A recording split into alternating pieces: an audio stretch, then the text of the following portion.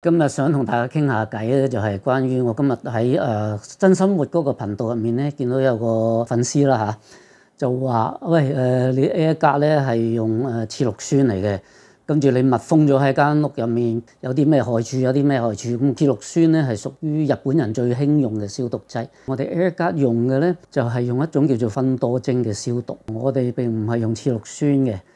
咁咩叫芬多精咧？俄羅斯嘅科學家喺1930年發現嘅。佢行緊一個樹林入面嘅時候咧，咦？點解個樹林入面好多受咗傷嗰啲樹幹都會釋放一啲嘢出嚟？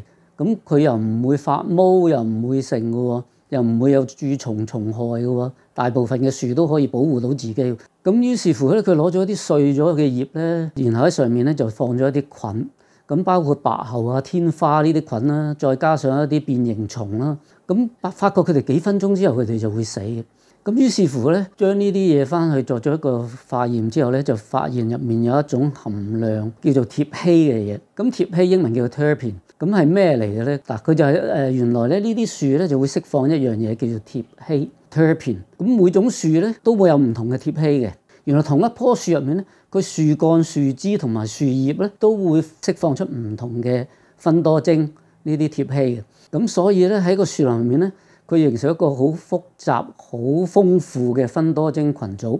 咁大概嘅我哋而家所知咧有大概5000種左右啦嚇。咁然後咧我哋就之後就喺過去嗰幾廿年，慢慢咧我哋就做咗好多試驗啊、測試之後咧，就發覺原來呢啲咁嘅芬多精咧係有咩功能咧？佢可以殺菌啦、除毛菌啦、驅蟲啦，甚至乎咧可以分解臭味嘅。咁好簡單啦，就係當你喺個樹林入面，你見到好多死去腐爛咗嘅動植物啦，喺入面嘅一啲遺骸。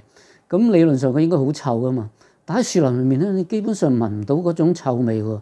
但係同樣嘅泥土你搬咗出嚟咧，喺啲農地上面耕種嘅話咧，其實你行嗰啲農地，你會聞到啲臭味嘅。咁點解會係咁咧？咁我哋就會發覺原來呢啲咁嘅芬多精係有除臭嘅功能，佢會分解咗一啲異味。所以而家咪好興一啲嘢叫做森林浴嘅，歐美啲國家啊，好興咧，好流行咧，去啲樹林入面散步、深呼吸，就其實係為咩咧？就係入去呼吸嘅時候咧，吸收多啲呢啲芬多精入你個身體入面，做一個 refresh 你個身體，令你更加精神。